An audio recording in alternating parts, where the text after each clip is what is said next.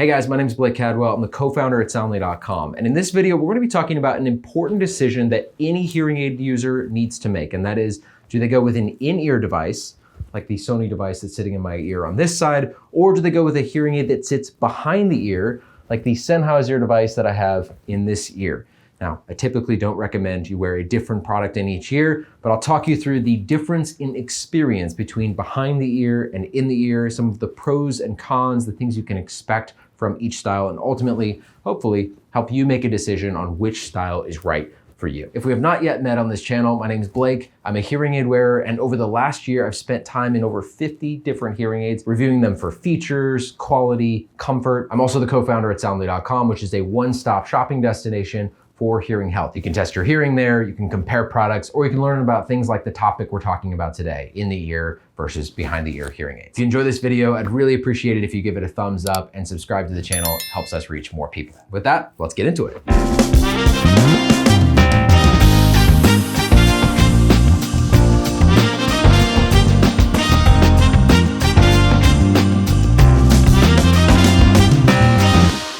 Okay, so before we talk about the pros and cons of in-ear versus behind-the-ear hearing aids, let's take a closer look at both of these hearing aid styles. We're going to start with behind-the-ear hearing aids. This is the most common style of hearing aid that most people wear. About 8 out of 10 hearing aid wearers opt for this style. We'll get into why that is in just a minute. But the basic structure of this hearing aid is that the body of the hearing aid, the computer, the chip, the sound processor, sort of all of the brains of the operation sit in this piece, which sits behind the ear. Then a little wire goes up over the top of the ear, and a speaker sits inside of the ear.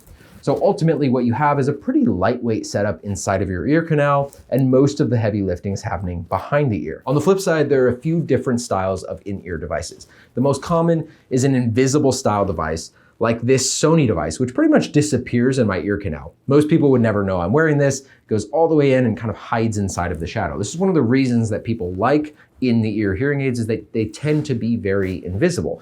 They're also out of the way if you have glasses, or you wear oxygen, or you simply just like touching behind your ears and you don't want to hear a little bit of static on the microphones. Now, there are a couple of sub-variants within the in-ear category of hearing aids. One is a custom mold device. So if you go to a local audiologist, they can make a custom molded device that fits exactly inside of your ear canal. So the contours will match the contours of your canal. This is called a custom molded device. You can get one that's really small, invisible style, or one that's larger, like the one I have here, that includes things like rechargeable batteries and Bluetooth streaming. Ultimately, this is a one-of-one device. It tends to be one of the most expensive options on the market, but many folks swear by its comfort. Another in-ear option would be something like an earbud style device, like this Signia Active Pro.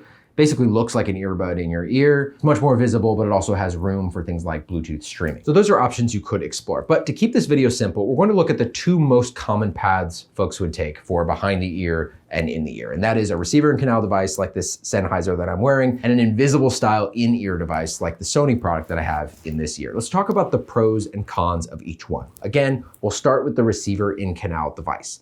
Now, as I mentioned, about 8 in 10 hearing aid wearers opt for this hearing aid style, and there are a couple of main reasons for that. The first is just a matter of real estate. The fact that the device itself is a little bit larger, the piece that sits behind the ear, offers the opportunity to pack in a little bit more technology. Typically, that shows up as Bluetooth streaming capabilities, rechargeable batteries, and importantly, a second microphone that can help with background noise. So this hearing aid has 2 different microphones that are taking in sound at all times and determining directionality, where that sound might be coming from, to give you an accurate representation inside of your ear. The other reason a lot of folks choose receiver and canal hearing aids is that they tend to be really comfortable inside of your ear canal.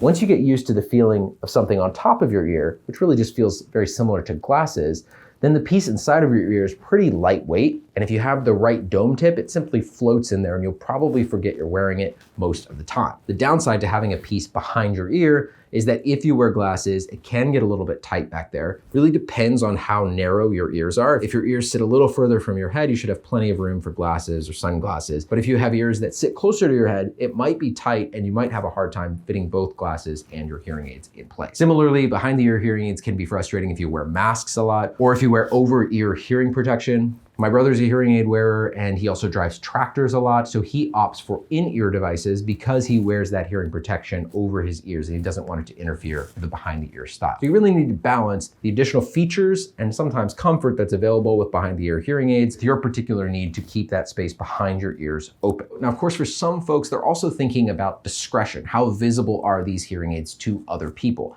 Now, in general, I actually found that receiver in canal hearing aids can be very discreet. If you look at that wire, it's just really narrow and most people don't recognize that I'm wearing it, but I also have longer hair, which covers up the piece behind my ear. If you have shorter hair, that piece behind the ear will be visible to other folks. Now, for what it's worth, hearing aids do not look like they used to. They look pretty modern, tech forward, sleek in some cases, but they can be visible when they're sitting behind your ear. Okay, with that, let's turn our attention to the other option which is available, which is an in-ear device. And specifically, we're talking about the Sony CRE-C20, which is an invisible style device. It sits all the way inside of the ear canal, has a little curve, which allows it to hug the side of your ear canal comfortably and get pretty deep inside of there. Now, there are a few things to know about this device. The first is that there are no invisible style hearing aids on the market as of today that also stream Bluetooth. So if it's critical for you to use your hearing aids as essentially a pair of headphones and stream music and podcasts and phone calls into your hearing aids, you almost certainly need to go with a behind the ear style or go with a really large in-ear style, like an earbud style device. If you want an invisible style hearing aid, you'll need to put your phone on speaker, hold it up to your hearing aid, or simply take your hearing aid out and put in a pair of AirPods. Now, amazingly, this Sony device has rechargeable batteries that last 28 hours, so they'll definitely last you all day. This is a change just over the last few years. If I had recorded this same video in, say, 2020,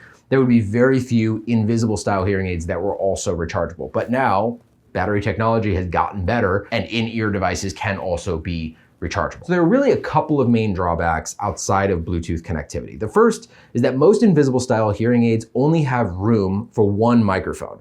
That means that the sound quality, while it's still very mature and strong within the Sony CRE-C20, is just a little bit less refined in most cases than what you'd find in a receiver in canal device.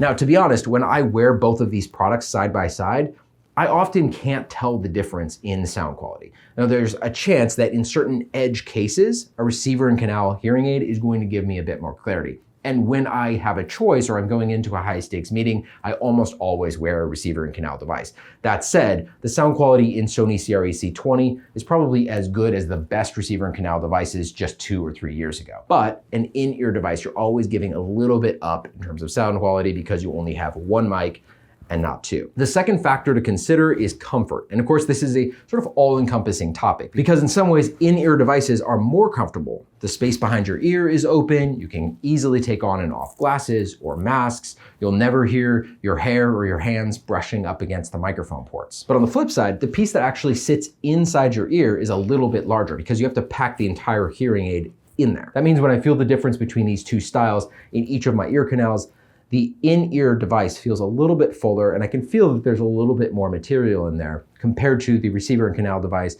where it's just that tiny little microphone and a dome. Over the last year, we've helped thousands of folks at Soundly.com decide between behind the ear and in-the-ear devices. And in general, we see really good outcomes in either case. It just ultimately requires some thinking about what your particular priorities and use cases might be. If you know your ear needs to be free, take a look at an in-ear device like Sony. If you're comfortable with something behind your ear, you can take a look at something like Sennheiser. Now, if you're someone out there who's really going back and forth, you aren't sure which route to go, and maybe it's a jump ball, you can see the benefits to one and the benefits to the other. Our recommendation would probably be to start with something that sits behind the ear. It tends to be a little more comfortable, you get a little bit more refined sound. If there's not a particular reason that you need to keep that space behind your ear clear, then we probably recommend that that's where you start.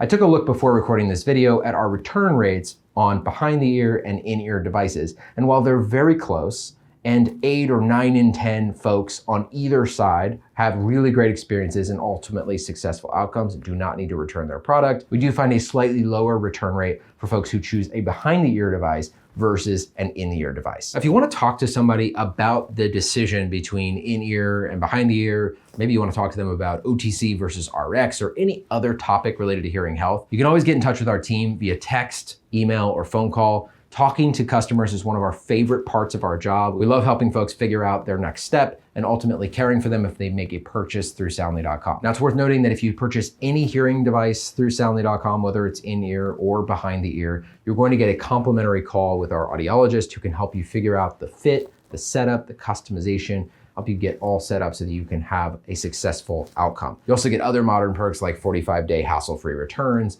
price drop protection, and dedicated customer service. I hope this video has been helpful as you're making the important decision between in and behind the ear hearing aids, and we wish you the best in your research.